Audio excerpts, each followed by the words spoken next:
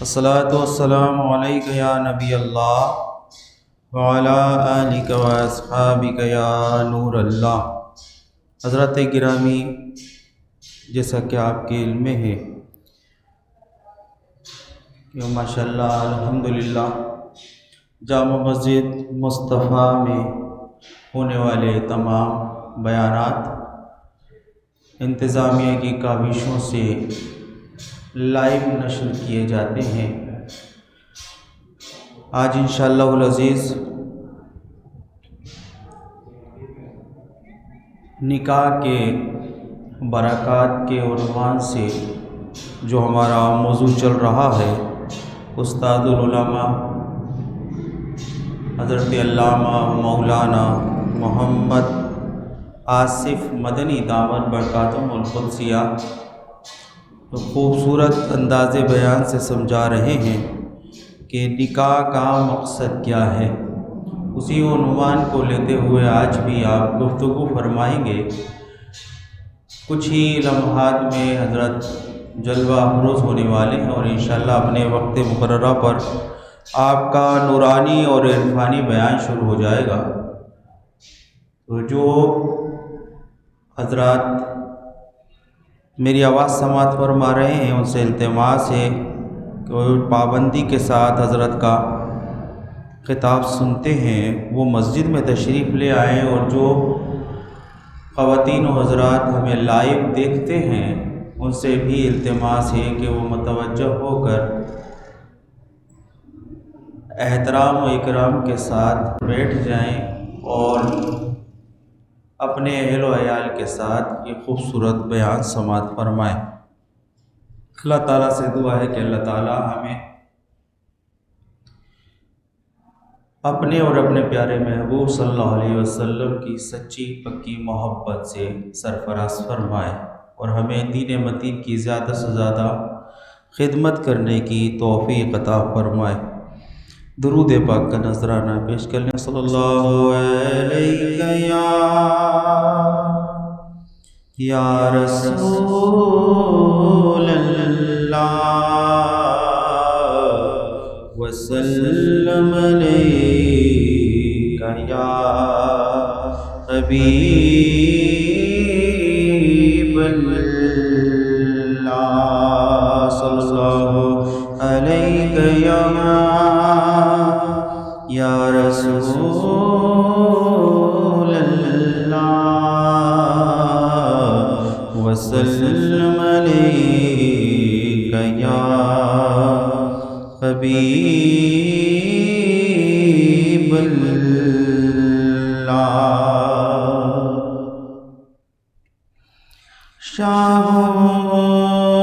شاہوں سے ملا ہے نہ سکندر سے ملا ہے، اللہ کا عرفان تیرے در سے ملا ہے۔ جس کو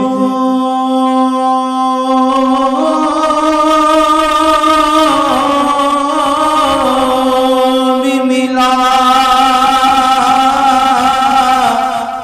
ہے تو مقدر سے ملا ہے، ہم کو تو مقدر بھی تیرے در سے ملا ہے۔ صلی اللہ علیہ یا رسول اللہ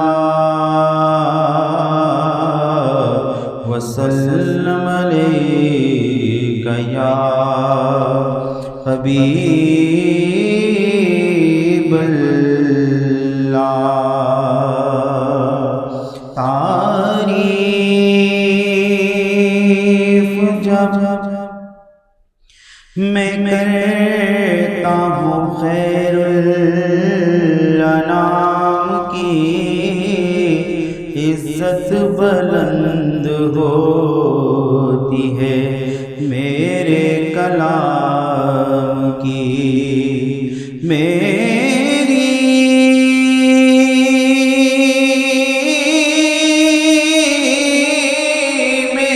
لگن ملائیں گے تشریف مصطفیٰ عادت بنا رہا درود و سلام کی پڑھیے صلی اللہ علیہ یا رسول اللہ وسلم علیہ یا حبیب اللہ۔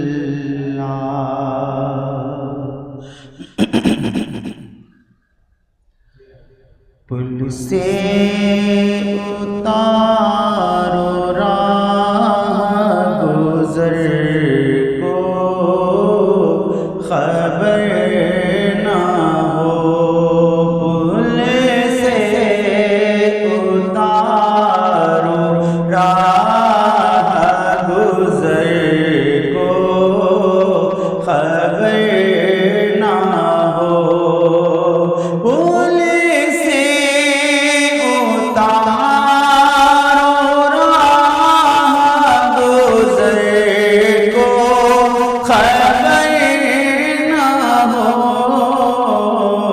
جبریل پر بچھائیں تو پر کو خبر نہ ہو، جبریل پر بچھائیں تو پر کو خبر نہ ہو، کانٹا میرے جگر سے غم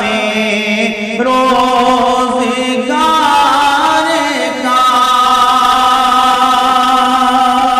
بہت ہی پیارا کلام ہے، اگر آپ اس کو توجہ کے ساتھ سماعت فرمائیں گے تو انشاءاللہ حضور صلی اللہ تعالیٰ علیہ وسلم کا عشق و محبت آپ کے دل میں اجاگر ہوگا، کیونکہ نعت رسول مقبول صلی اللہ علیہ وسلم جب پڑھی جاتی ہے تو نعت خواں جو سنت پر عمل کرتا ہے وہ کرتا ہے صحابی کی، اور جو نعت سننے والے ہیں وہ کس کی سنت پر عمل کرتے ہیں؟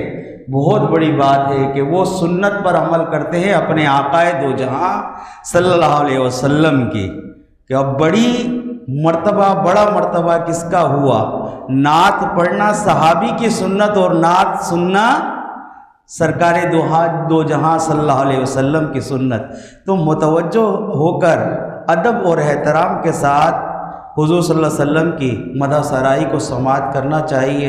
اللہ تعالی ہم سب پر اپنا رحم اور فضل فرمائے۔ اب اس کی اگر ہم ایسا نہ کریں تو ہم کس کی ناراضگی مول لیتے ہیں، یہ سوچنا چاہیے ہمیں، اور متوجہ ہو کر سرکار دو عالم صلی اللہ علیہ وسلم کی نعت رسول مقبول صلی اللہ علیہ وسلم سماعت فرمائیں۔ انشاءاللہ ہم سب پر اللہ تعالیٰ کی رحمتوں اور برکتوں کا نزول ہوگا۔ کانٹا میرے جگر سے غم روزگار کا، کانٹا میرے جگر سے غم روزگار کا، یوں کھینچ لیجیے کہ جگر کو خبر نہ ہو، یوں کھینچ لیجیے کہ جگر کو خبر نہ ہو، کانٹا میرے جگر سے غم روزگار کا، یوں کھینچ لیجیے کہ جگر کو خبر نہ ہو، پل سے اتارو راہ گزر کو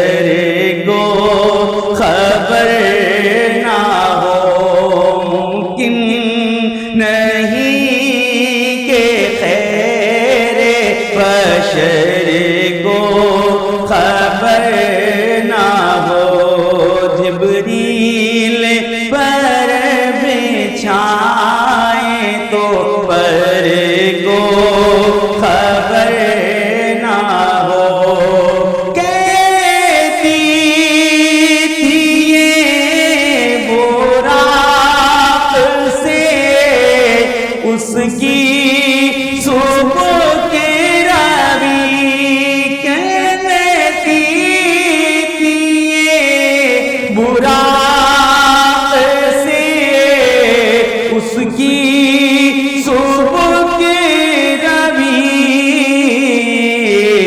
یوں جائیے کہ گرد سفر کو خبر نہ ہو یوں جائیے کہ گرد سفر کو خبر نہ ہو جبریل پر بچھائے تو پر کو خبر نہ ہو فرماتے ہیں یہ دونوں ہیں سردار دو جہاں فرماتے ہیں یہ دونوں ہیں سردار دو جہاں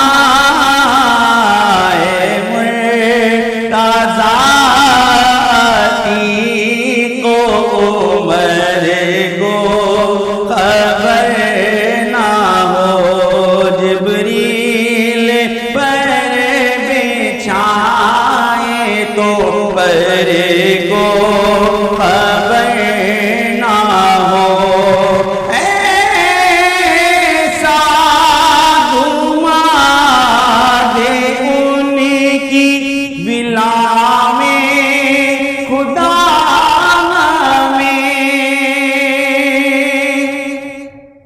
ایسا گھما دے ان کی ولا میں خدا ہمیں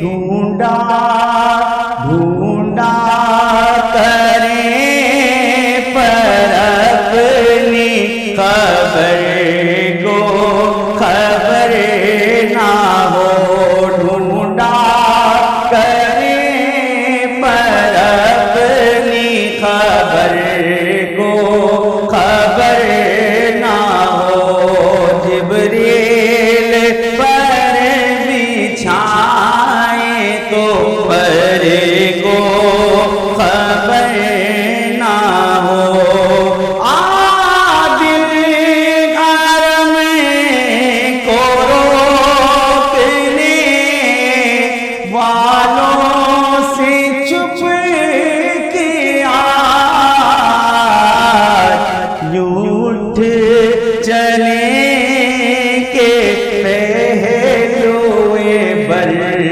کو خبر نہ ہو یوں اٹھ چلے کہ پہلوئے بر کو خبر نہ ہو جبریل پر بچھائے تو پر کو خبر نہ ہو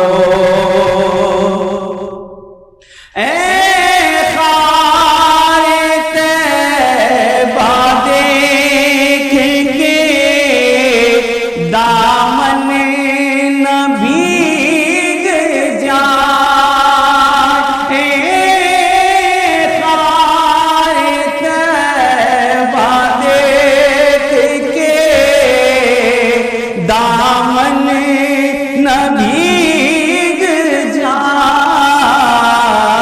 یوں دل میں آ کے دیدائے تر کو خبر نہ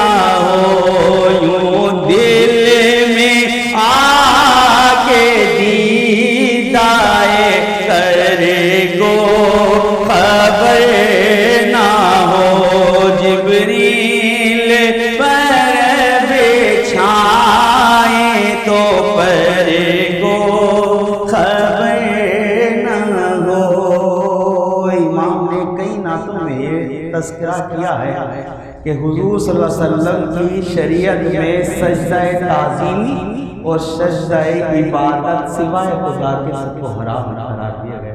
تو امام اہل سنت نے کئی نعتوں میں ذکر کیا ہے. اس نعت میں بھی فرما رہے ہیں اے شوق دل یہ سجدہ گئے ان کو روا نہیں. شوق دل یہ سجدہ گئے ان کو روا نہیں. اچھا وہ سجدہ کیجئے کہ سر کو خبر نہ ہو. اچھا وہ سجدہ کیجئے کہ سر کو خبر نہ ہو. جبریل پر بچھائے تو پر کو خبر نہ ہو. پل سے اتارو راہ گزر کو خبر نہ ہو. ان کے سوا رضا کوئی حامی نہیں جہاں. ان کے سوا رضا کوئی حامی نہیں جہاں. گزرا کرے پیسر پہ پیدر کو خبر نہ ہو. گزرا کرے پیسر پہ پیدر کو خبر نہ ہو. میرے والد صاحب یہاں موجود ہیں اور الحمدللہ پابندی کے ساتھ آتے ہیں. آپ تمام حضرات دعا فرمائیں. حضرت سے بھی التماس ہے کہ خصوصی دعا فرمائیں. ان کی طبیعت ناساز ہے، اللہ تعالیٰ انہیں صحت کلی عطا فرمائے اور ان کا سایہ دراز ہم سب بچوں پر سلامت رکھے اور انہیں اپنے اور اپنے پیارے محبوب صلی اللہ تعالیٰ علیہ وسلم کی رضا کے زیادہ سے زیادہ کام کرنے کی توفیق عطا فرمائے. گزرا کرے پیسر پہ پیدر کو خبر نہ ہو. ان کے سوا رضا کوئی حامی نہیں جہاں. گزرا کرے پیسر پہ پیدر کو خبر نہ ہو. پل سے اتارو راہ گزر کو خبر نہ ہو. جبریل پر بچھائے تو پر کو خبر نہ ہو.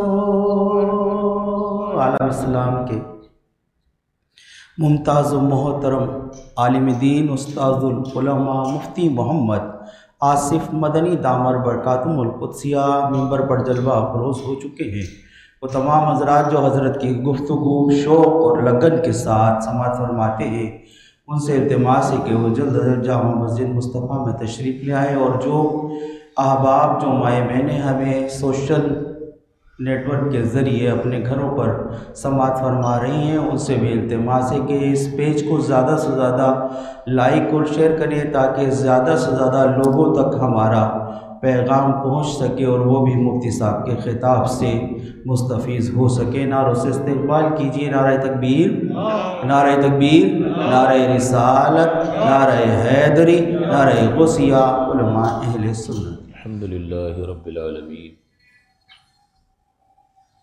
والصلاة والسلام على سيد الأنبياء والمرسلين وعلى آله وصحبه أجمعين. أما بعد فأعوذ بالله من الشيطان الرجيم. بسم الله الرحمن الرحيم. قال الله تبارك وتعالى في سورة النور: وأنكحوا الأيام منكم والصالحين من عبادكم وإمائكم إن يكونوا فقراء يغنهم الله من فضله والله واسع عليم. صدق الله العلي العظيم وصدق رسوله النبي الأمين. سورہ نور کی آیت نمبر 32 میں نے آپ کی خدمت میں تلاوت کی، اور اس آیت سے متعلق ابتدائی کلام سابقہ جو میں آپ کی خدمت میں عرض کیا تھا، جو کہ نکاح سے متعلق تھا، اور اس آیت مقدسہ میں نکاحی کے بارے میں ترغیب دلائی گئی ہے۔ چنانچہ اللہ تعالیٰ نے فرمایا: وَأَنكِحُوا الْأَيَامَ مِنكُمْ، اور نکاح کر دو تم میں سے ان کا جو بے نکاح ہوں۔ کیا سبب ہے اس کا؟ کیوں نکاح کا حکم کیا جا رہا ہے یا ترغیب دلائی جا رہی ہے، اور اخلاقی طور پر یہ لازم ہوتا ہے؟ وجہ اس کی کیا ہے؟ کیا حکمتیں اس میں پوشیدہ ہیں؟ آگے ایک تو ایامہ کا لفظ آیا کہ نکاح کر دو ان کا جو بے نکاح ہے، تو اس میں مرد بھی داخل ہیں اور عورتیں بھی داخل ہیں، چاہے جس کا نکاح نہ ہوا ہو یا پہلے نکاح ہوا ہو اور طلاق ہو گئی، یا زوجین میں سے کسی ایک کا انتقال ہو گیا، تو یہ سب کے سب جو ہے اس آیت کے تحت داخل ہیں۔ اور آگے اللہ تعالیٰ فرماتا ہے: وَالصَّالِحِينَ مِنْ عِبَادِكُمْ وَإِمَائِكُمْ، اور تمہارے غلاموں اور باندیوں میں سے صالح کا، ان کا بھی نکاح کرو، کیونکہ اللہ تعالیٰ نے ان میں بھی فطری تقاضے رکھے ہیں۔ غلام ہونا ان کے اس فطری تقاضے کو تو ختم نہیں کر دیتا۔ تو یہاں اللہ تعالیٰ نے یہ جو ترغیب ارشاد فرمائی ہے نکاح کی، اس کا سبب یہ ہے کہ معاشرے سے فحاشی اور بدکاری اور عورتوں اور مردوں کے ناجائز اختلاط کو، میل ملاپ کو روکا جائے۔ اور اللہ تعالیٰ نے فطری اور طبعی طور پر انسان کے اندر اس بات کی رغبت رکھی ہے کہ وہ جنس مخالف کی طرف مائل ہوتا ہے، تو اپنے اس فطری تقاضے کو پورا کرنے کے لیے اللہ تعالیٰ نے ایک جائز صورت ارشاد فرمائی، اور اگر یہ نہ ہو تو پھر انسان گناہوں میں مبتلا ہوگا اور اس سے معاشرے پر بہت زیادہ منفی اثرات مرتب ہوں گے۔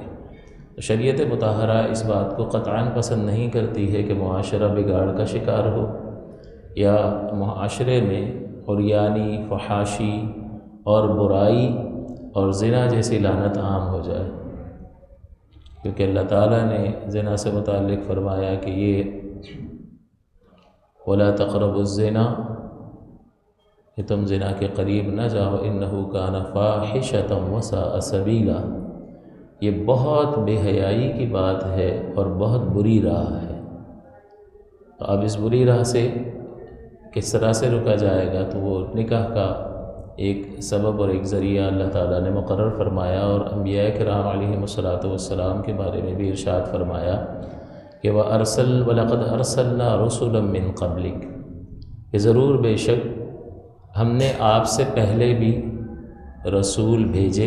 نبی کریم صلی اللہ علیہ وسلم سے اللہ تعالیٰ خطاب فرما رہا ہے وَلَقَدْ أَرْسَلْنَا رُسُلًا مِّن قَبْلِكَ، کہ ہم نے آپ سے پہلے رسول بھیجے۔ وَجَعَلْنَا ذُرِّيَّةً أَزْوَاجًا وَذُرِّيَّةً، اور ہم نے ان کے لیے ازواج کے یعنی بیویوں کے اور اولاد کے رشتے قائم کیے۔ تو اللہ تعالیٰ یہاں پر اپنے انبیاء کرام علیہم الصلاۃ والسلام کا طور طریقہ ہمیں ارشاد فرما رہا ہے کہ اللہ تعالیٰ نے اس سے پہلے بھی جتنے رسول بھیجے ان کے درمیان شوہر اور بیوی کا اور اولاد کے رشتے کو قائم فرمایا۔ تو یہ انبیاء کی گویا کہ ایک اسوہ حسنہ کو اللہ تعالیٰ نے ذکر فرمایا، اور ہم اللہ کا قرب حاصل کرنے کے لیے کس کو فالو کرتے ہیں، کس کے پیچھے چلتے ہیں۔ اللہ کے نبی تشریف لائے تو وہ کیا خالی ان کا تشریف لانا ہی تھا، یا آ کر کچھ بتایا، کچھ کر کے دکھایا؟ بس جو بتایا وہ بہترین ہے، کوئی عقل وہ نتیجے مرتب نہیں کر سکتی جو اللہ کا نبی اللہ کی طرف سے ہدایات لے کر آتا۔ انسان چاہے کتنا ہی عقل مند ہو، کتنا ہی باشعور ہو، کتنا ہی سمجھدار ہو، کتنا ہی باصلاحیت ہو، لیکن اس کی عقل جو ہے خالق کے احکام کے مقابل تو نہیں آ سکتی۔ ہاں، یہ خالق کے احکام کو سمجھنے میں، اس کی حکمتوں کو جاننے میں معاون اور مددگار ضرور ہے، لیکن عقل جو ہے وہ سب کچھ نہیں ہے۔ یہی ہدایت ہے جو انبیاء کرام لے کر آتے ہیں، اور وہ ہمیں سکھاتے بھی ہیں اور کر کے بھی دکھاتے ہیں۔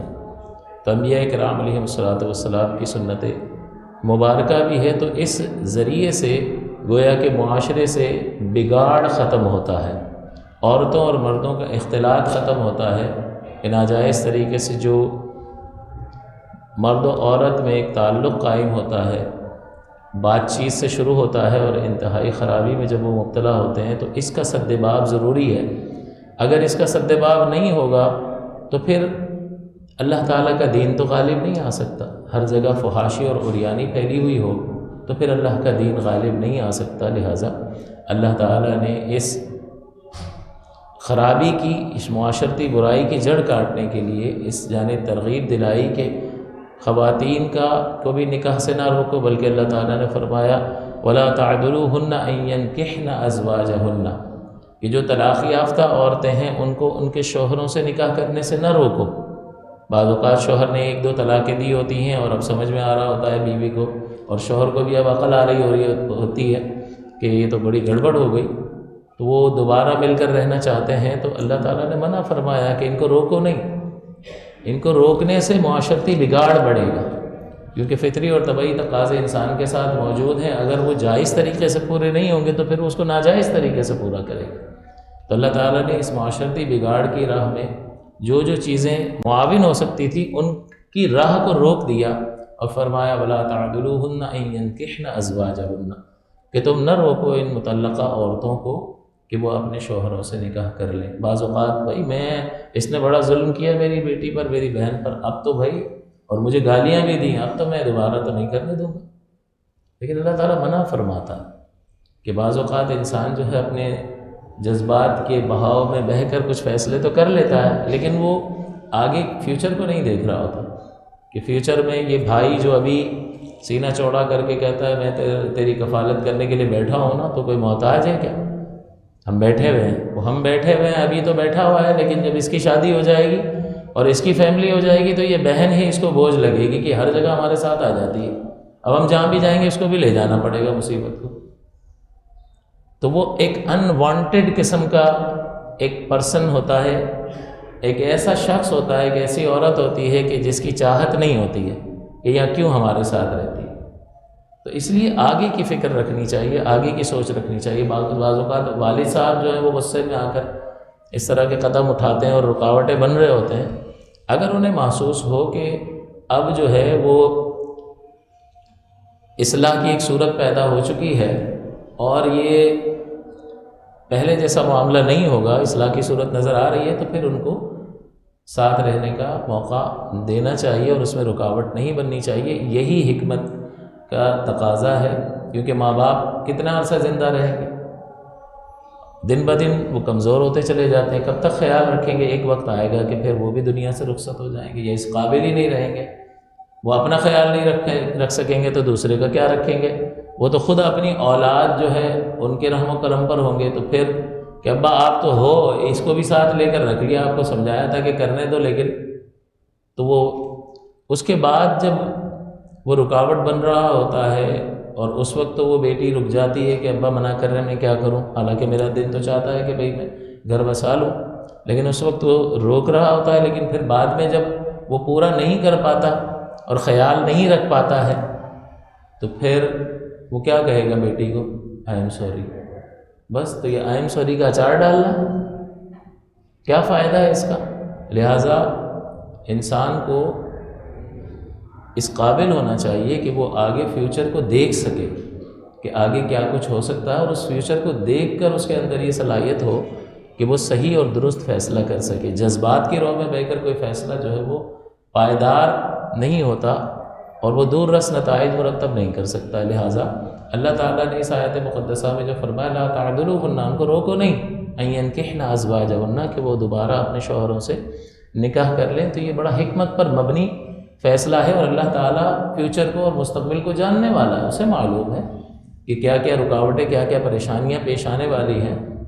تو اس میں بہتری جو ہے عورت کے حق میں یہی ہوتی ہے کہ وہ اپنے شوہر کے ساتھ رہے، اور گھر اس ہی وقت بن سکتا ہے کہ جب دینداری پائی جائے۔ رحمت دو عالم صلی اللہ علیہ وسلم نے ارشاد فرمایا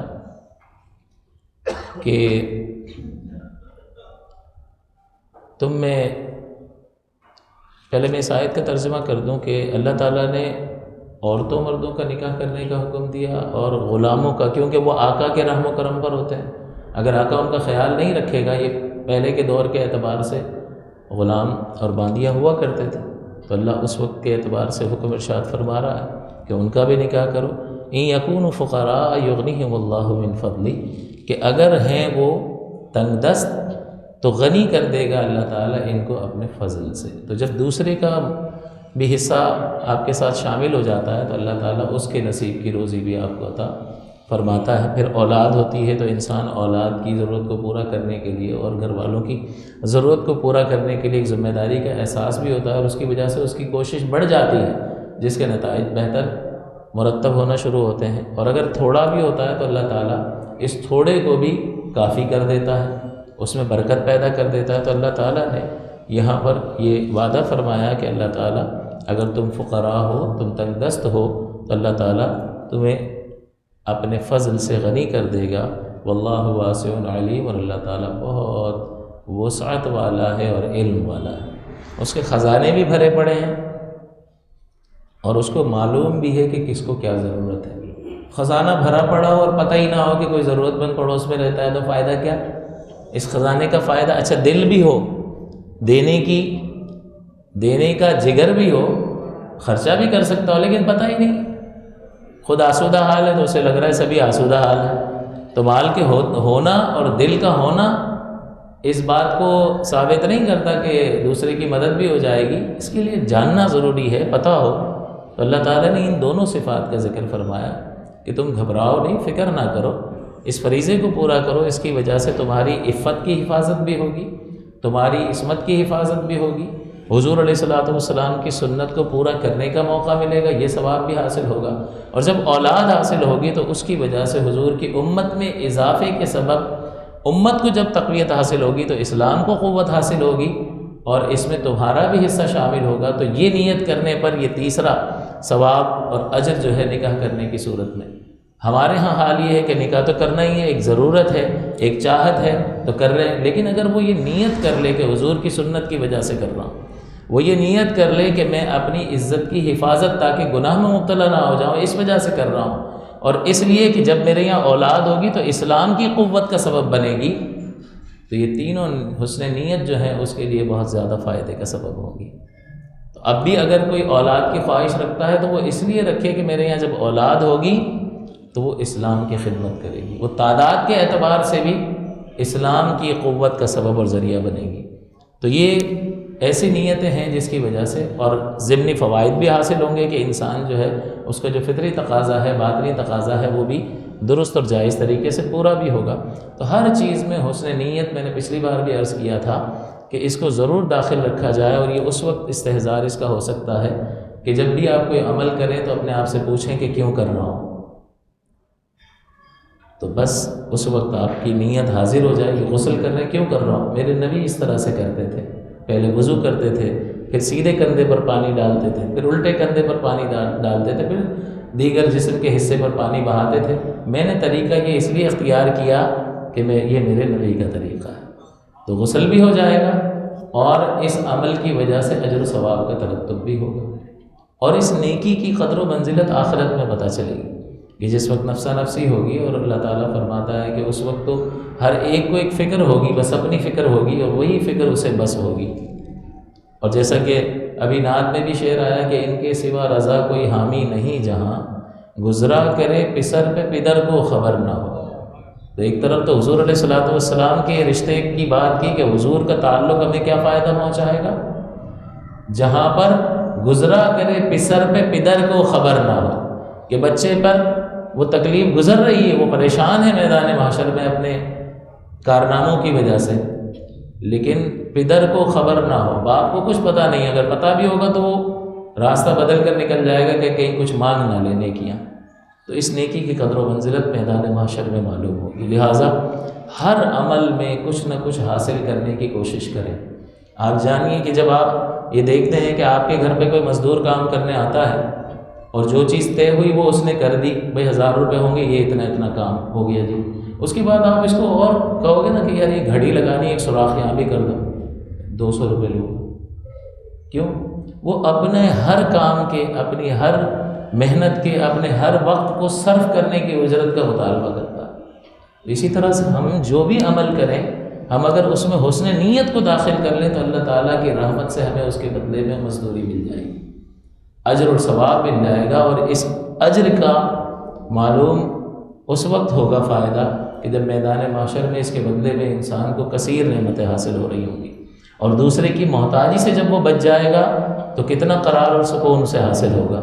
اس لیے اللہ تعالیٰ کی بڑی رحمت پھیلی ہوئی ہے، اور ہر عمل کے اندر جب وہ حسن نیت کرتا ہے تو اسے اجر و ثواب حاصل ہوتا ہے، اور اس ثواب کو حاصل کرنے کی کوشش کرنی چاہیے۔ تو میں یہ عرض کر رہا تھا کہ اللہ تعالیٰ نے یہاں واللہ واسع علیم فرمایا کہ اللہ تعالیٰ وسعت والا ہے۔ پہلی بات تو یہ خزانے بھرے ہوئے ہیں، یہ نہیں کہ اس کو دے دیا تو اب ختم ہو گیا۔ بریانی بٹ رہی تھی، دینے والا بھی تھا، اس کو پتہ بھی تھا ہمیں ضرورت ہے، لیکن ختم ہو گئی، اب کیا کروں؟ بھئی مجھے معلوم ہے آپ کو ضرورت بھی ہے، آپ کے گھر کھانا نہیں ہے، مجھے علم بھی ہے، لیکن نہیں۔ اللہ تعالیٰ فرماتا ہے واللہ واسع، اللہ وسعت والا ہے، اس کے خزانے کبھی بھی ختم نہیں ہوتے، اور وہ علم بھی رکھتا ہے، اسے معلوم ہے کہ اس کو کیا ضرورت ہے۔ تو اللہ تعالیٰ نے یہاں جب وعدہ فرمایا کہ اگر وہ تنگ دست ہیں تو اللہ تعالیٰ انہیں اپنے فضل سے غنی کر دے گا، تو یہ کون دعویٰ کر سکتا ہے؟ یہ وہی دعویٰ کر سکتا ہے جس کی صفت یہ ہو کہ وہ وسعت والا بھی ہو اور علم والا بھی ہو۔ تو اللہ تعالیٰ نے اسی لیے آگے اس آیت مقدسہ میں اپنی ان 2 خوبیوں کا ذکر فرمایا کہ جو اس بات کو ثابت کر رہی ہے کہ ہاں یہ جو پیچھے بات کی ہے کہ اللہ تعالیٰ تمہیں اپنے فضل سے غنی کر دے گا۔ تو بھائی غنی کر کون سکتا ہے؟ غنی کا مطلب کیا ہوتا ہے؟ غنی کا مطلب ہوتا ہے بے پرواہ۔ بے پرواہ کا مطلب کیا؟ سیلف ڈیپینڈنٹ، اپنے آپ پر ہی اس کو اعتماد اور بھروسہ ہوگا، ہر اعتبار سے کسی کا محتاج نہیں ہوگا۔ تو اللہ تعالیٰ وسعت والا اور علم والا ہے، اسے غنی کر دے گا۔ تو اللہ کی اس بات پر بھروسہ کرتے ہوئے کوشش یہ کرنی چاہیے کہ اپنے بچوں کا نکاح جب وہ اس قابل ہو جائیں کہ نان نفقے پر قادر ہوں تو ان کا نکاح کر دینا چاہیے۔ اسی میں عافیت ہے، اور میں نے آپ کو حدیث پاک بھی عرض کی تھی کہ حضور نے فرمایا کہ تم میں سے جو نکاح کر سکتا ہے، استطاعت رکھتا ہے، وہ نکاح کرے، اس لیے کہ یہ آنکھوں کی حفاظت کرنے والا ہے اور شرمگاہ کی حفاظت کرنے والا ہے۔ تو اب یہ نیت بندہ جب شامل کر لے گا کہ اس لیے نکاح کرتا ہوں کہ پرائی عورت پر میری نگاہ نہ پڑے، اس لیے نکاح کرتا ہوں کہ میں اپنی عفت کی حفاظت کروں، اجر و ثواب کا مستحق ہوگا، ملامت اس پر کوئی بھی نہیں ہے۔ اللہ تعالیٰ نے مومنین کی کامیابی کو ذکر کرتے ہوئے فرمایا قد افلح المؤمنون، کہ بے شک مومن کامیاب ہو گئے۔ کون سے مومن کامیاب ہو گئے؟ سارے کے سارے نہیں، آگے خوبیاں بیان کی، الذین هم فی صلاتہم خاشعون، وہ مومن کامیاب ہو گئے جو اپنی نمازوں میں گڑ گڑاتے ہیں۔ ایک تو وہ ہیں کہ جو نماز پڑھتے ہی نہیں ہیں، ان کا یہاں ذکر ہی نہیں ہے، فلاح ان کا مقدر ابتدائی طور پر نہیں ہے۔ ہاں اللہ اپنے فضل سے چاہے تو جسے چاہے بخش دے، اس کی اتھارٹی ہے، ہم اس میں کوئی اعتراض کرنے کی ہماری کوئی جرت نہیں، کوئی مجال نہیں، کوئی استحقاق نہیں، وہ مالک ہے۔ لیکن یہاں جن مومنین کا ذکر کیا جا رہا ہے فلاح کے ساتھ کہ بے شک مومن کامیاب ہو گئے، آگے وہ خوبیاں ذکر کی جا رہی ہیں کہ وہ مومن کامیاب ہو گئے جن میں آگے آنے والی یہ خوبیاں موجود ہوں۔ اور سب سے پہلی خوبی ذکر فرمائی الذین هم فی صلاتہم خاشعون، جو اپنی نمازوں میں گڑ گڑاتے ہیں۔ ہمیں اور آپ کو غور کرنا چاہیے کہ آخری وہ کون سی نماز تھی، وہ کب پڑھی تھی کہ جس میں 2 آنسو نکل آئے، جس میں کامل توجہ اللہ کی ذات پاک کی طرف تھی۔ پہلے بھی عرض کیا کہ جب کاروبار کرنے نکلتا ہے، اپنا کوئی کام کرنے نکلتا ہے، تو پوری قوت کے ساتھ، پوری توجہ کے ساتھ اپنی تمام تر صلاحیتوں کو لگا کر رہا ہوگا، اور اللہ کی طرف آئے گا تو دماغ پھر بھی ادھر ہی رکھا ہوا ہے۔ تو یہ تو ظاہر اور باطن میں فرق ہے۔ اور دوسری بات یہ کہ سجدہ کر رہا ہے تو جھک رہا ہے، بدن جھکا رہا ہے، اور اپنے جسم کے اعلیٰ تر حصے کو زمین پر ڈال رہا ہے، تو ٹھیک ہے، یہ انتہائی عاجزی تو ہے، اپنی خواہش کو بھی اسی طرح سے زمین پر ڈال رہا ہے اللہ کے حکم کے مقابلے میں؟ نہیں، جو میرا دل چاہے گا میں کروں گا۔ اس کا مطلب یہ ہے کہ ابھی وہ مضبوطی اور وہ قوت اور وہ ایمان کا کمال حاصل نہیں ہوا کہ سب کچھ اللہ ہے، سب کچھ وہی ہے، ہر شے وہی عطا فرمانے والا ہے، ہر فضل اسی کی ذات پاک کی وجہ سے ہے، جو کچھ مجھے حاصل ہو رہا ہے وہ اس ہی کی تقسیم ہے جس کی وجہ سے حاصل ہو رہا ہے۔ بندہ اپنا حق سمجھ رہا ہوتا کہ یہ سانس جو آرام سے آ جا رہی ہے یہ تو گویا کہ میرا استحقاق تھا۔ ارے ذرا اللہ کے ان بندوں کو دیکھو جن کا سانس بڑی تکلیف کے ساتھ آتا جاتا ہے، اور ذرا کبھی تجربہ کر کے دیکھو، ناک بند کر کے دیکھو اور مشکل سے سانس لے کر دیکھو 2-4 بار، اور پھر چھوڑو، اب اس نعمت کا احساس ہوگا۔ تو نعمت کے عدم کا تصور کرو تو پھر پتہ چلے کہ اللہ تعالیٰ کی کتنی کرم نوازی ہے۔ تو اگر بندہ کسی چیز سے تعلق قائم کرتا ہے تو اس بنیاد پر ہی کر رہا ہوتا ہے کہ اس میں مجھے فائدہ ملے گا، اس کاروبار میں یہ فائدہ، یہ لذت، اس دوستی میں یہ فائدہ، یہ لذت، تو فوائد ہی کے لیے چمٹتا ہے نا چیزوں سے، یا اپنے آپ کو نقصان سے بچانے کے لیے بس نفع نقصان کا بندہ ہے یہ۔ تو یہ نفع نقصان جو ہے کسی چیز میں اللہ ہی نے رکھے ہیں، تو اللہ ہی کی ذات پاک سے اپنے تعلق کو مضبوط کرنا چاہیے۔ تو ضرورت اس امر کی ہے اس بات میں کہ انسان جو ہے وہ کوشش یہ کرے کہ اس کا تعلق اس کے رب کے ساتھ مضبوط سے مضبوط تر ہوتا چلا جائے، اور دن بدن وہ اس سلسلے میں ترقی کرتا چلا جائے۔ رحمت دو عالم صلی اللہ علیہ وسلم نے نکاح کے سلسلے میں کہ جب نکاح کی ترغیب دلائی اور حضور نے یہ فرمایا کہ یہ دنیا متاع ہے، یعنی برتنے کی چیز ہے، استعمال کرنے کی چیز ہے، جائز طریقے سے استعمال کرو اس کی چیزیں، اور اس کی بہترین متاع جو ہے وہ نیک عورت ہے۔ اور یہی بات حضور علیہ الصلوۃ والسلام نے دوسری حدیث میں ارشاد فرمائی، اور اس میں یہ حضور نے ترغیب دلائی کہ تنکح المرأة لأربع، کہ عورت سے نکاح 4 چیزوں کی بنیاد پر کیا جاتا ہے، لمالها ولجمالها ولحسبها ولدینها، اس کے مال کی وجہ سے، اس کے جمال کی وجہ سے، اس کے اعلیٰ خاندان کی وجہ سے، اور اس کے دین کی وجہ سے، دینداری کی وجہ سے۔ فاظفر بذات الدین، تو تم دیندار کو ترجیح دینا۔ اس کا ہرگز یہ مطلب نہیں ہے کہ مال والی یا حسن و جمال والی سے شادی نہیں کرنی چاہیے، ان کی بھی تو شادی ہوگی تو ان سے کون کرے گا۔ مقصد کہنے کا یہ ہے کہ جب ان چیزوں میں اور دینداری میں مقابلہ ہو جائے، ایک عورت دیندار بھی ہے، ساتھ ساتھ اچھے خاندان کی بھی ہے، مال والی بھی ہے، اور حسن و جمال بھی ہے، ٹھیک ہے، نور لا نور ہے، اچھی بات ہے، لیکن ایک لڑکی ایسی ہے کہ جو حسین و جمیل تو ہے لیکن دیندار ہی نہیں ہے، اور دوسری جو ہے ایک عام صورت کی لڑکی ہے لیکن دیندار ہے۔ اب فیصلہ کرنا ہے، تو حضور نے ہمیں یہ بتا دیا فاظفر بذات الدین۔ حضور ہمارے خیر خواہ ہیں یا نہیں؟ نفس کہہ رہا ہے کہ یہ حسن و جمال کتنی اچھی لگتی ہے، اس کو اپنانا چاہیے۔ اب حضور کی طرف دیکھتے ہیں تو حضور فرما رہے ہیں فاظفر بذات الدین، تم دیندار کو ترجیح دو۔ اس میں کوئی نہ کوئی فائدہ ہوگا یا نہیں ہوگا؟ ہم اس میں بھی فائدہ اپنا دیکھ رہے ہیں حسن و جمال میں، لیکن اصل فائدہ جاننے والی ذات کون ہے؟ اللہ کے نبی اللہ کی عطا سے جانتے ہیں، اور وہ ہمیں بتا رہے ہیں کہ تم دیندار کو ترجیح دینا، اس لیے کہ حسن و جمال وقتی ہے، ایک وقت آئے گا یہ ختم ہو جائے گا، اور یہ حسن و جمال بھی حسن و جمال اس وقت تک لگ رہا ہوتا ہے کہ جب تک چیز دور ہوتی ہے، ہاتھ میں آ جائے تو 1 ہفتے کے بعد وہ ایک نارمل سی چیز ہو جاتی ہے۔ ایک گاڑی بندہ خریدتا ہے، بڑی بڑے چاؤ سے، بڑی امیدوں سے 50 لاکھ کی اس نے گاڑی لے لی، شروع میں تو بڑے کپڑے مارے گا، بڑا دھیان رکھے گا، بڑا سنبھال کے چلائے گا، رف ڈرائیونگ نہیں کرے گا، کوئی اسکریچ نہ لگ جائے. لیکن یہی ٹوٹی پھوٹی گاڑیاں جو نظر آتی ہیں آپ کو سڑکوں پر، کبھی نئی تھیں یا نہیں تھیں؟ کبھی دل ان کی طرف مائل ہوتا تھا یا نہیں ہوتا تھا؟ لیکن اب کیا ہوا؟ تو یہ حسن و جمال عارضی ہوتا ہے. اور یہ ہمارا حال اس باب میں ایک بچے کی طرح ہے کہ وہ ضد کر رہا ہوتا ہے کہ مجھے یہ کھلونا دلا دو، لیکن جب دلا دیا تو 4 دن کے بعد توڑ پھوڑ کے ایک طرف پڑا ہوگا اور بچہ دوسری چیزوں میں مشغول ہوگا. تو اصل اس میں یہ ہے کہ یہ ممنوع نہیں ہے، لیکن جب ترجیح دینے کا موقع آئے تو حضور نے فرمایا کہ تم دیندار کو ترجیح دو. اس کے فوائد دیرپا ہیں، اس کے فوائد تمہیں دنیا میں بھی حاصل ہوں گے اور آخرت میں بھی حاصل ہوں گے. تو جو چیز دیرپا فائدہ پہنچانے والی ہو اس کو، مال آج ہے کل نہ رہے. پھر ضروری نہیں ہے کہ مال جو ہے وہ فائدہ ہی پہنچائے، نقصان کا باعث بھی بعض اوقات بن جاتا، انسان غافل ہو جاتا. اور حسب نسب جو ہے اس کا فائدہ اپنے مقام پر اعلیٰ خاندان کے ہونے کا، لیکن اس کا بھی ایک حد تک فائدہ ہے. دینداری کا فائدہ انلمیٹڈ ہے. تو یہ دونوں دائمی چیزیں ہیں کہ نسب اور خاندان تو کبھی بدلتا ہی نہیں ہے. جس کی بیٹی ہے اسی کی رہے گی، جس خاندان سے تعلق رکھتی ہے مرتے دم تک اسی سے رہے گا، وہ تو ختم نہیں ہو سکتا. حسن و جمال چلو آئی گئی چیز ہے، لیکن ان دونوں دائمی چیزوں میں کہ دینداری اور یہ حسب اور نسب میں دونوں زیادہ فائدہ مند کون سی چیزیں ہیں؟ دینداری فائدہ.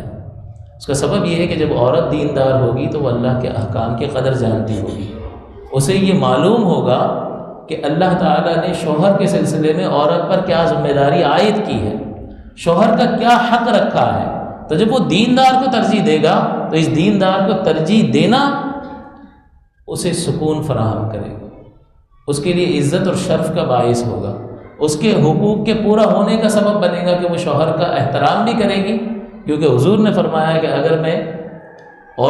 اگر میں کسی کو اللہ کے سوا کسی کو سجدہ کرنا جائز ہوتا تو میں بیویوں کو، عورتوں کو حکم دیتا کہ اپنے شوہروں کو سجدہ کریں. تو سجدہ کرنے کا تو حکم نہیں دیا، لیکن ایک پیغام تو دے دیا نا.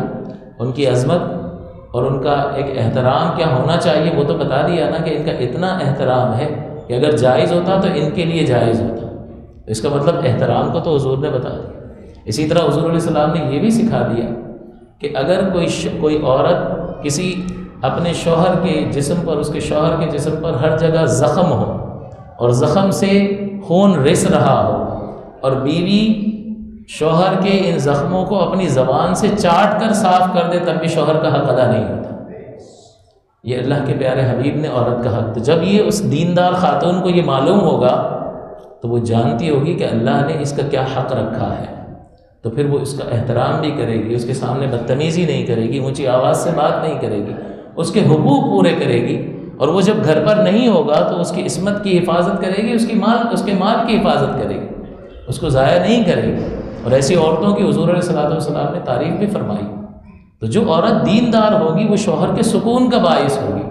اور جب شوہر ذہنی طور پر پرسکون ہوگا تو پھر آپ بتائیے کہ گھر میں جب سکون ہوگا تو پھر وہ اپنی تمام تر صلاحیتیں اپنے کام میں لگا سکے گا یا نہیں. ورنہ اگر گھر ہی طوفان بدتمیزی کا منظر پیش کر رہا اور تو میں اور ایک دوسرے کو گالی گلوچ ہی کرنا پایا جا رہا ہو تو پھر آدمی اپنی صلاحیتیں کامل طور پر لگا نہیں سکتا ہے اور اچھے نتائج حاصل نہیں کر سکتا. یہ دینداری دنیا کے سلسلے میں بھی اس کے لیے معاون اور مددگار ثابت ہوتی ہے. اور ایک مقام پر آپ دیکھیں کہ حسن و جمال ہے، بہت رنگ گورا ہے بھائی شوہر کا، زبردست خوبصورت ہے، لیکن منہ کھولتا ہے تو ماں بہن کی گالیاں بکتا ہے. تو اب اس سفید چمڑی کا کیا کرو گے؟ اچار ڈالو گے؟ اصل کردار کی بات ہوتی ہے کہ بندہ اندر سے کیسا ہے. اچھے کردار کا حامل اگر عام صورت کا بھی ہوگا تو اس اچھے کردار کی وجہ سے وہ آپ کی دل میں جگہ بنا لے گا، اور اس کا نہ ہونا جو ہے آپ کو بے قرار کر دے گا کہ یار کہاں گیا. وہ ہوتا ہے تو سکون ہوتا ہے. تو اچھا کردار دین سے تعلق کی بنا پر مارز وجود میں آتا ہے. تو یہ اچھا کردار جو ہے وہ آپ کے گھر میں سکون کا باعث بنے گا. تو حضور علیہ السلام گویا کہ ہم یہ پیغام دے رہے ہیں کہ جب رشتہ تلاش کرو تو دینداری کو فوقیت دو. لڑکی والے دیکھیں لڑکا دیندار ہے یا نہیں ہے، کیونکہ اگر وہ بھی دیندار ہوگا تبھی زوجہ کے حقوق جو مقرر ہیں اس کو پورا کرے گا. اسی طرح سے جب علم ہوتا ہے تو انسان جو ہے یہ جانتا ہے کہ حقوق و فرائض کیا ہے، شوہر کے کیا حقوق بیوی پر ہیں اور بیوی کے کیا شوہر پر ہیں۔ یہ حقوق و فرائض کا علم ہی نہ ہو تو بیوی خواہ اپنے معیار، اپنے اس کے اسٹینڈرڈ ہیں اور وہ اپنے اسٹینڈرڈ بنا کے بیٹھی ہے، میرا یہ بھی حق ہے، یہ بھی حق ہے، یہ بھی حق ہے، لاؤ دو۔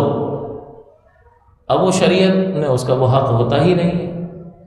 الگ گھر کا مطالبہ تو کر رہی ہے، لیکن الگ گھر شوہر کو دینا ضروری ہے، لیکن الگ گھر سے مراد کیا ہے وہ اس کو معلوم نہیں ہوتا۔ وہ اس کو ادھوری اور آدھی بات معلوم ہوتی ہے کہ بھئی میرا حق ہے کہ مجھے نان نفقہ دیا جائے، اور نان نفقے میں 3 چیزیں ہیں، کھانا، رہائش اور لباس۔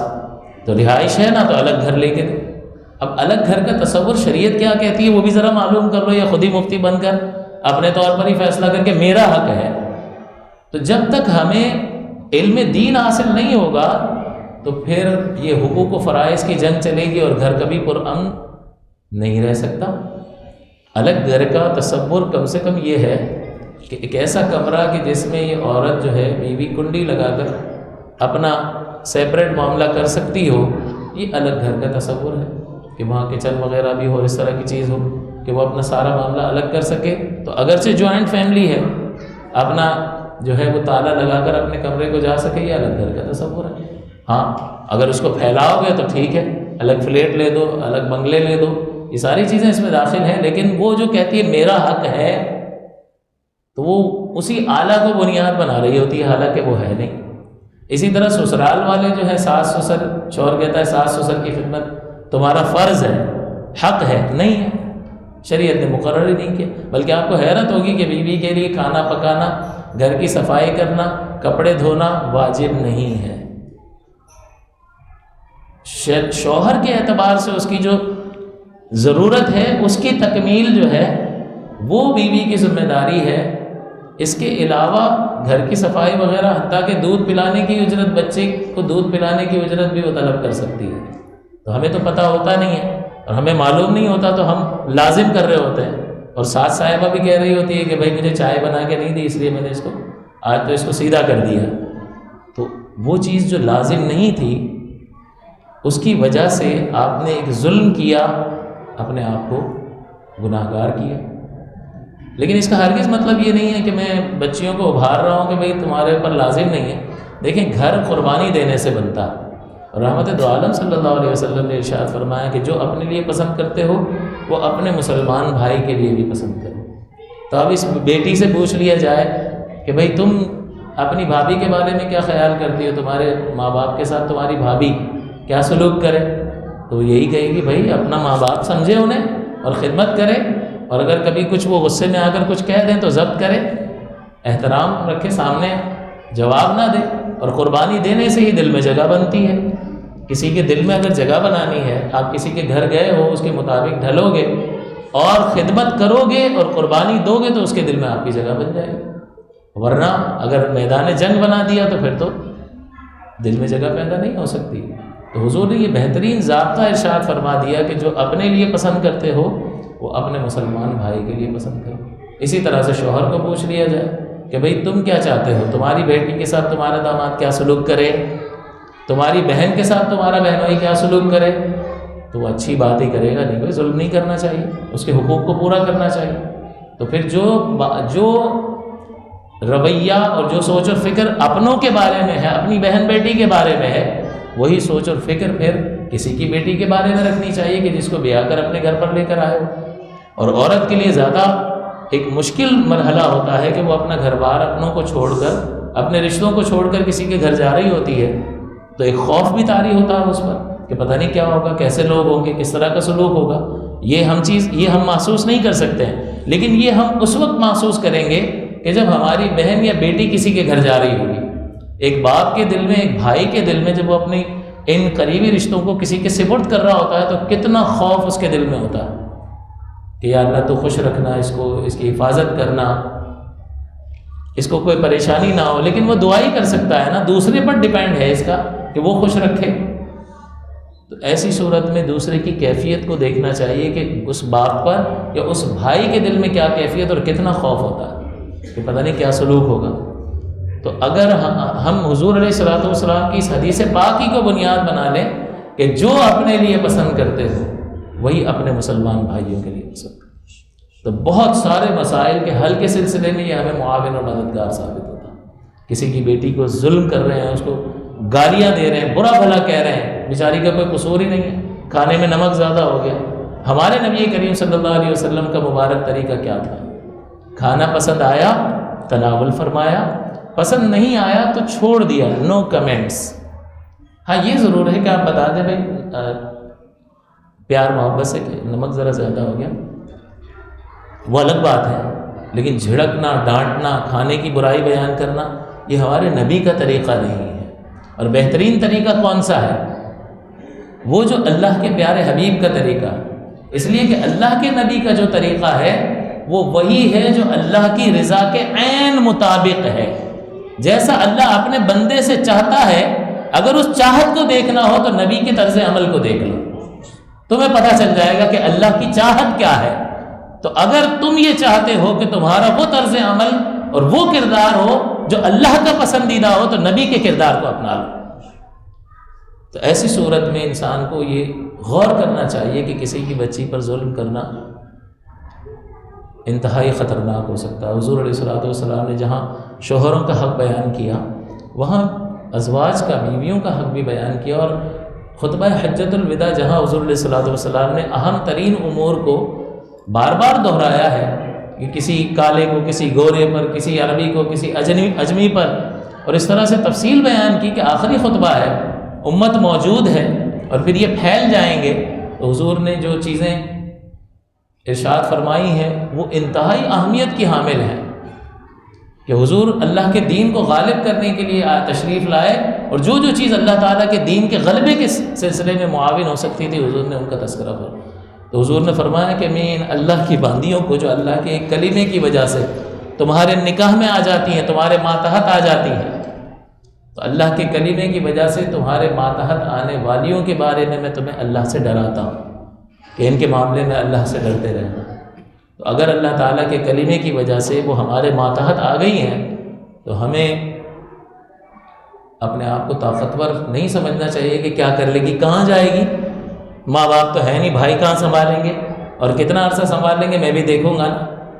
اللہ تعالیٰ بہت زیادہ طاقتور ہے، اللہ تعالیٰ اس کا بھی رب ہے اور تمہارا بھی رب ہے، وہ پالنے والا ہے، وہ خیال رکھنے والا ہے، اور جان لو کہ وہ اگر چاہے تو لمحہ بھر میں تمہاری گرفت کر سکتا ہے۔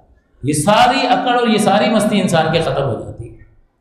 ذرا سی خارش ہو رہی ہوتی ہے تو وہ برداشت کر سکتا ہے، اگر کمر میں خارش ہو رہی ہو تو جب تک وہ خارش نہ کر لے چین آتا ہے۔ یہ انسان کی اوقات ہے، یہ طاقت پہ اکڑ رہا ہوتا ہے کہ میرے ماتحت ہے، میں کھلا رہا ہوں، میں نے رکھا ہوا ہے، ابھی نکال باہر کروں گا تو کہاں جائے گی، کوئی پوچھنے والا نہیں ہوگا، سر چھپانے کو جگہ نہیں ملے گی۔ یہ تکبر ہے، اور تکبر انسان کو تباہ اور برباد کر دیتا ہے۔ حضور نے فرمایا، اللہ تعالیٰ فرماتا ہے الکبر ردائی، تکبر میری چادر ہے، اور جو تکبر کرتا ہے گویا کہ وہ میری چادر کھینچنے کی کوشش کرتا ہے، تو پھر اللہ اس کا کیا حال کرے گا۔ تو اس لیے اپنی طاقت کے گھمنڈ میں آ کر کہ یہ کہاں جائے گی، اللہ کار ساز ہے، اور اپنا گھر اگر بنانا ہے اور پرامن ماحول رکھنا ہے تو اس کو اہمیت دینی ہوگی۔ تو حضور نے فرمایا اس کے معاملے میں اللہ سے ڈرتے رہنا کہ تمہارے ماتحت ہے، خوف رکھنا کہ کہیں کوئی ایسا جملہ نہ نکل جائے جو اس کی دل آزاری کا سبب بنے، اس کا کوئی قصور بھی نہ ہو اور تم اس کا دل دکھا دو تو وہ ابھی کمزور ہے، تمہارا کچھ بگاڑ نہیں سکتی ہے، لیکن دنیا کا کمزور میدان محشر کا طاقتور ہوگا۔ اس روز وہ عورت سامنے کھڑا کر کے اللہ تعالیٰ کی بارگاہ میں کہے گی، یا اللہ بہت دل دکھایا ہے، بہت تکلیف دی ہے، ماں باپ کو گالیاں دی ہیں، مجھے جو منہ میں آیا ہے اس نے بکا ہے، میں نے صبر کیا ہے، برداشت کیا ہے، میں نے جواب نہیں دیا، اور جواب دینا درست بھی نہیں ہے کہ اگر دونوں طرف سے جواب ہوگا تو پھر تباہی کی صورت میں ہی نتیجہ سامنے آتا ہے۔ تو اس لیے ایک کو خاموش رہنا چاہیے، صبر کرنا چاہیے۔ تو میدان محشر دور نہیں ہے، وہ اگلے لمحے ہماری آخرت شروع ہو سکتی ہے۔ حضور نے فرمایا قیامت تو جب آئے گی سو آئے گی، تیری قیامت تیری موت ہے۔ جیسے انسان کی موت واقع ہوگی اس کی قیامت شروع ہو جائے گی، اور اس کو پتہ لگ جائے گا، ساری مستی نکل جائے گی، سارا تکبر ہوا ہو جائے گا، اور اسے معلوم ہو جائے گا کہ اللہ کی گرفت کیا ہے۔ اللہ تعالیٰ ہم سب کو اپنی گرفت سے محفوظ فرمائے، ہماری خطاؤں سے درگزر فرمائے۔ لیکن یہ زندگی ہمیں جو حاصل ہوئی ہے، اگر کسی سے اس طرح کی غلطی ہوئی ہے، اس نے ناجائز طریقے سے اپنی زوجہ کا دل دکھایا ہے، اس کو گالیاں بکی ہیں، اس کے ماں باپ کو گالیاں بکی ہیں۔ ہمارے ماں باپ کو کوئی گالی دے اچھا لگتا ہے؟ کتنا غصہ آتا ہے، کتنا تیش میں آتا ہے، اس کو محسوس نہیں ہوتا ہوگا۔ اس لیے غور کرنا چاہیے اور اللہ کی بارگاہ میں توبہ کرنی چاہیے۔ اور اس میں آدمی چھوٹا نہیں ہوتا اگر بیوی سے معافی مانگ لے تو، ہرگز چھوٹا نہیں ہوتا، بلکہ یہاں معافی مانگ لینا اور یہ تھوڑی سی اگر اس کو کوئی ذلت محسوس ہو رہی ہے تو یہ برداشت کر لینا اچھا ہے آخرت کی ذلت اور رسوائی سے۔ یہاں کائے کی ذلت کے بھی چند آدمی اور وہ بیوی کہ شوہر مجھ سے معافی مانگ رہا ہے، لیکن میدان معاشرت میں تو سارے کے سارے موجود ہوں گے، ان کے سامنے پھر ذلت اور رسوائی نہیں ہوگی۔ وہ زیادہ ذلت اور رسوائی کا معاملہ ہے وہاں، لہٰذا ہر ایک کو چاہیے کہ وہ اس طرف توجہ کرے۔ اور دوسری بات یہ کہ علم سیکھنا ضروری ہے۔ جب تک ہم نکاح اور طلاق کے مسائل کو نہیں سیکھیں گے پھر بہت ساری خرابیاں اس وجہ سے بھی پیدا ہو جاتی ہیں۔ تیسری چیز یہ کہ اولاد کے حصول میں فوائد نبی کریم صلی اللہ علیہ وسلم نے ذکر فرمائے کہ ایک تو یہ ہے کہ حضور نے فرمایا کہ جب انسان انتقال کر جاتا ہے تو اس کا عمل منقطع ہو جاتا ہے۔ اذا مات الانسان انقطع عملہ، اس کا عمل منقطع ہو جاتا ہے الا من ثلاث، مگر تین چیزیں، صدقۃ جاریۃ، صدقہ جاریہ، اگر کوئی مسجد بنا دی، مسجد میں فرش بچھوا دیا، کسی کو عالم بنوا دیا، کوئی کتاب چھاپنے میں معاون اور مددگار بن گیا، اس طرح سے جتنے بھی دینی کام ہیں، صدقہ جاریہ کے کام ہیں، اگر وہ اس نے کر دیے تو جب تک لوگ اس سے فائدہ اٹھاتے رہیں گے اسے قبر میں اجر ثواب حاصل ہوتا رہے گا۔ دوسرا فرمایا او علم ينتفع به، یا ایسا علم جس سے نفع اٹھایا جاتا رہے، کہ عالم کوئی کتاب لکھ کر چلا گیا تو اس سے جو بھی نفع اٹھاتا رہے گا، اس نفع اٹھانے والے کو بھی ثواب حاصل ہوگا اور اس کتاب لکھنے والے کو قبر میں اجر و ثواب عطا کیا جائے گا۔ اور آخر میں حضور نے فرمایا او ولد صالح یدعو لہ، اور نیک اولاد جو اپنے والدین کے لیے دعا کرتے رہے، یہ اس کو مرنے کے بعد بھی فائدہ پہنچاتی ہے۔ تو یہ اسی صورت میں ہوگا کہ جب ہم اپنی اولاد کی دینی اعتبار سے تربیت کریں، جب دینی اعتبار سے تربیت کریں گے، اولاد نیک ہوگی تو ماں باپ کو بھی یاد رکھے گی۔ اور حضور علیہ السلام نے یہ بھی ارشاد فرمایا کہ میری امت کی افراد جب قبر میں جائیں گے تو گناہ گار ہوں گے، لیکن وہ اپنے پیچھے رہ جانے والوں کی ایصال ثواب اور ان کی دعاؤں کی وجہ سے جب وہ قیامت کے دن اپنی قبروں سے اٹھیں گے تو مغفرت شدہ ہوں گے اور اللہ ان کے گناہوں کو معاف فرما چکا ہے۔ تو ایسے افراد پیچھے چھوڑ کر جانا چاہیے، ایسے بہترین مسلمان معاشرے کو دے کر جانا چاہیے جو نہ صرف اسلام کی تقویت کا باعث ہوں، معاشرے کی اصلاح کا سبب ہوں، اپنے خاندان کی اصلاح کا سبب ہوں، بلکہ اپنے والدین کے لیے بخشش اور مغفرت کا سبب بھی ہوں۔ اس لیے ضرورت اس امر کی ہے کہ اس نکاح کو بہت اہم جاننا چاہیے کہ یہ عصمت کی حفاظت کرنے والا ہے، اور جیسے ہی استطاعت ہو اس میں ڈیلے نہیں کرنا چاہیے، اور پھر اس میں حسن نیت کا کردار بہت زیادہ ہے کہ اجر و ثواب حاصل ہو، اور علم کے ذریعے سے جو عمل کیا جاتا ہے اس میں بہت زیادہ برکت ہوتی ہے۔ اللہ تعالیٰ سے دعا ہے کہ اللہ تعالیٰ ہمیں اپنے ان احکام پر عمل پیرا ہونے کی توفیق عطا فرمائے۔ آمین۔ وآخر دعوانا الحمد للہ رب العالمین۔